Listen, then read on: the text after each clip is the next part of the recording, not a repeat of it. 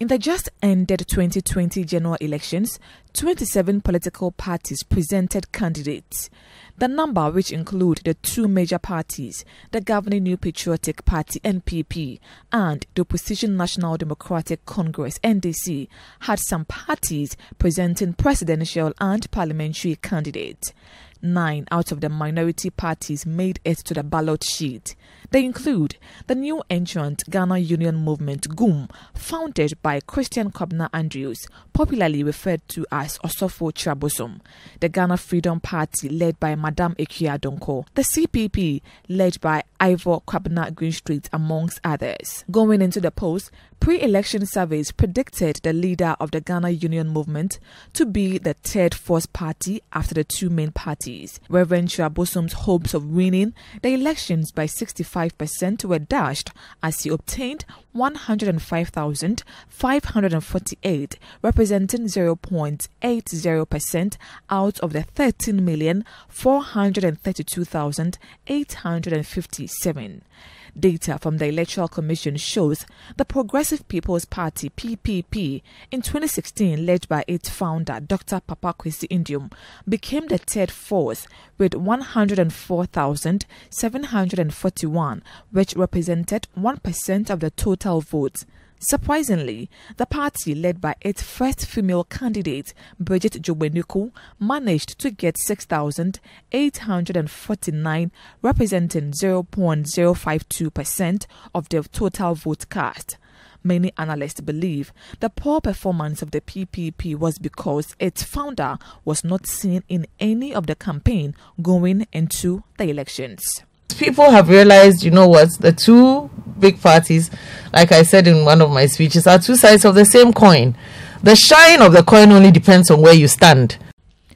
In 2016, Ivor Kwabena Greenstreet had 25,321, which represented 0.24%, but his vote dropped by half in this year's election as Ivor managed to pull only 12,200 votes, representing 0.093% across all the 16 regions.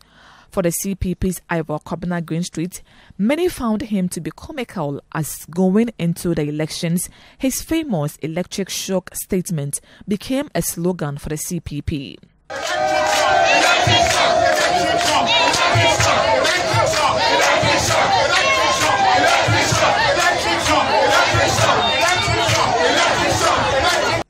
For the APC's Hassan Ayaruga, he was hopeful of winning these elections, but he was only able to get 7,138, representing 0.054% of the total valid vote. What I can promise you is a Ghana that works and gives each and every one of us the opportunity to improve and better our lives. For the Ghana Freedom Party's Ekia-Donko, it was all joy as her party was finally allowed to contest the 2020 general elections. Thank you.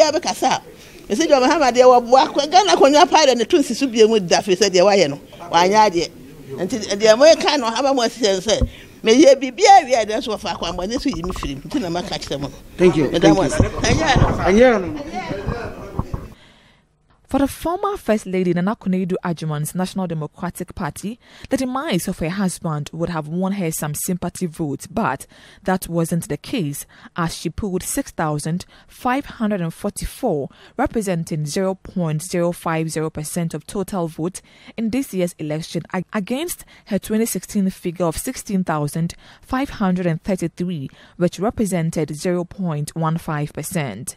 Gradually, the race for smaller parties to rise to be a force to reckon with the two major parties may be dwindling as this year 313,397 ballots were rejected by the Electoral Commission, totaling 2.333% of votes. This figure is larger than the result of all the small parties combined.